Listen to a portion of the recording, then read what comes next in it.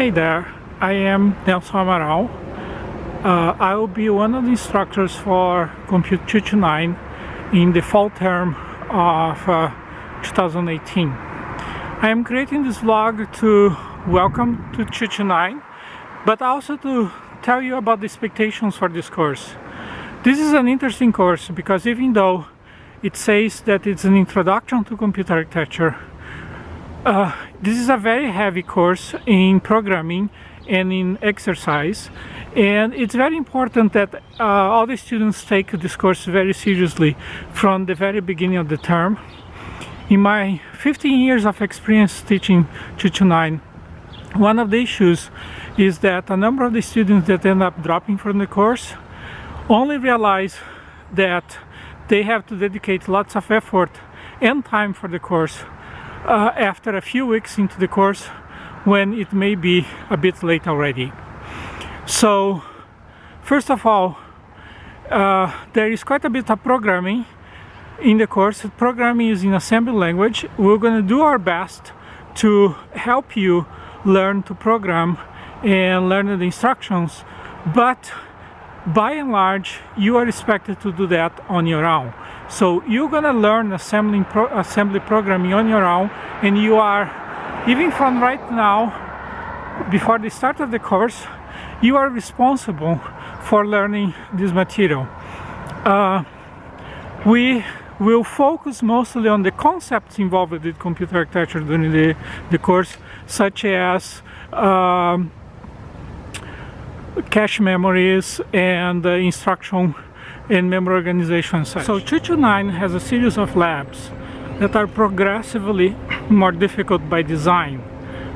We start with an introductory lab in the first few weeks of class to get yourself familiar with assembly programming and with the simulation environment that we use, called SPIM. However, you don't need to wait until the first day of class to get yourself familiar with SPIM and with assembly programming. The resources are all in the web. I'll be sending an email with the links, and even though in the lab we'll provide you with a complete installation of SPIM and the environment, pretty much any computing science student should be able to download this environment in their own computer and to get it set up for the term. The labs should be seen as a consulting kind of time where you can come and talk with the TAs and get instructions and get help. You are welcome to come to several lab sections in the same week if you need to. Of course, priority is given to the students that are sitting in the designated lab session. So here we are in the Central Academic Building. This is where the labs for 229 take place. I thought that I would walk you to the room. I don't know if you're going to be open now. And also, it's in this building that we have the classroom for the morning classes for CMPUT 229. There is a class going on right now in 243. But for the morning class, this is where this is all going to happen. So behind me is the lab, so let me just situate you here. Here we are in the third floor of the Central Academic Building, and the CMPUT 229 lab I thought that I'm going to show you where you're going to work most of the time is in room 311. And as you can see, the room remains unlocked at all times to allow you to work all the time. And here we have the lab. This is where the lab instructions for 229 takes place. And you can see that there is a group of about 20 students that can sit in this room at a time. That's why we divided the groups into 20. There is a teaching assistant that we're going to give you an introduction to the lab, and will be then standing around here and ready to answer any questions that you may have about the execution of the lab. Again, learning to program and And learning environment is something that you should do on your own. Don't expect the lectures to teach you to do that.